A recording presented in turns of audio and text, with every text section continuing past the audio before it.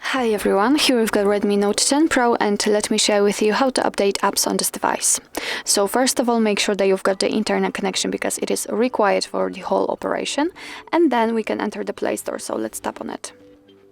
And normally we should tap on this three bars icon in the left upper corner, but recently the Google Play Store just switched all the options which were listed here to this section. So after tapping on it, you can see this info that your apps, games, payment methods, notifications and offers are now here. So just tap on it and enter My Apps and Games.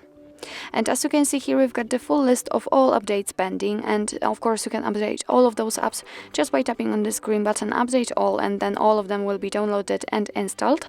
But of course you can update only one of them or two just by finding them in the list. So let me pick, for example, Google Photos and tap on update right next to it. As you can see, it immediately disappears, but it appears at the very top of the list. Right now it is downloading, and after that it will be successfully installed on your device and automatically updated. So actually that's all. This is how to update apps in your Redmi Note 10 Pro. Thank you so much for watching. I hope that this video was helpful, and if it was, please hit the subscribe button and leave the thumbs up.